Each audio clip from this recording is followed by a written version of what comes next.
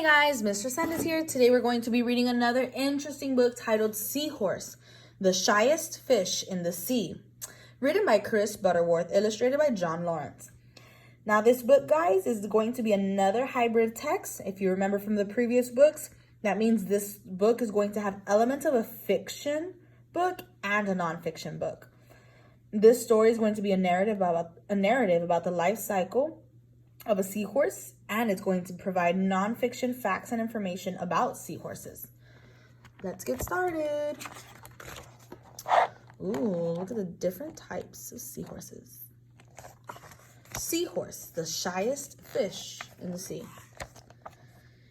In the warm ocean, among the waving seagrass meadows, an eye like a small black bead is watching the fish dart by. Who does it belong to? Seahorse, one of the shyest fish in the sea. Seahorse has a head like a horse, a tail like a monkey, and a pouch like a kangaroo. This one is a barber's seahorse. He has tiny prickles down his back, like a dragon. He may not look much like a fish, but that's what he is. For a long time, no one was sure what kind of animal the seahorse was. Its scientific name is hippocampus, which means horse-like sea monster. Seahorse swims upright. He moves himself through the water with the little fins on its head and one larger on his back. He can only swim slowly.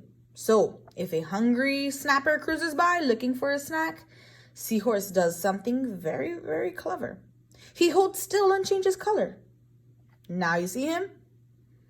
Until he's almost invisible. Now you don't. Seahorses have hard, bony ridges all down their bodies. Not many other creatures eat seahorses, probably because they're just too difficult to swallow. The way seahorses change the color of their skin to blend it with their surroundings is called camouflage. Every day at sunrise, Seahorse swims slowly off to meet his mate. They twist their tails together and twirl gently around, changing color until they match. Today's Seahorse's mate is full of ripe eggs. 2 of them dance until sunset, and then she puts her eggs into his pouch. Seahorses are faithful to one mate and often pair up for life. Barber seahorses mate every few weeks during the breeding season. Only the male seahorse has a pouch. Only the female seahorse can grow eggs. Seahorse sways about to get the egg settled in, then seals his pouch shut tight. Seahorses are the only male fish to get pregnant like this, growing their young inside their own bodies. Safe inside the dots in the eggs begin to grow into baby seahorses.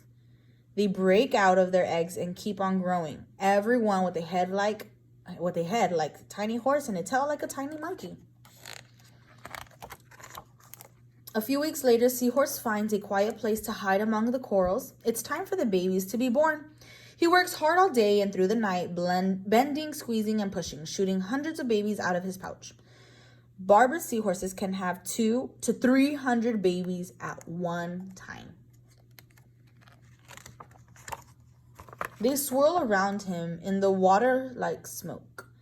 1 or 2 of the babies hang on to Dad's nose for a while. It's the first and biggest thing you've seen. But when they let go, they are so tiny and light that the current soon floats them away. Each tiny new seahorse is a perfect copy of its parents and is ready for life on its own as soon as it's born.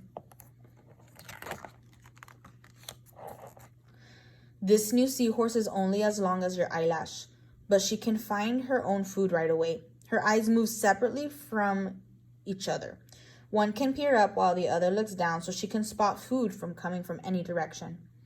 With one quick slurp, she sucks her catch into the end of her snout and swallows it whole.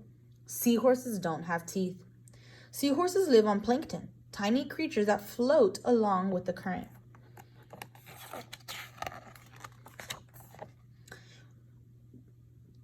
When she is big enough, Seahorse curls up her tail and sinks into the seabed. To drop lower into the water, seahorses tuck in their necks and roll up their tails. To rise higher, they uncurl themselves until they're almost as straight as pencils. She is safer here. Her camouflage protects her. And if a storm scoops the sea into huge waves or a passing boat sends currents sweeping by, there are plenty of things to hang on to. Seahorses cannot live where the currents are very strong, that they would be swept away. Seahorses have prehensile tails, which means that they can grasp things tightly with them.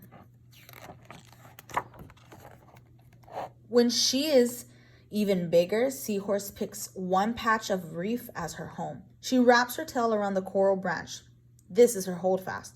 Wherever she goes, she'll keep coming back to this holdfast. Male barber seahorses range over only a few square yards. The female's range is twice as big or even bigger.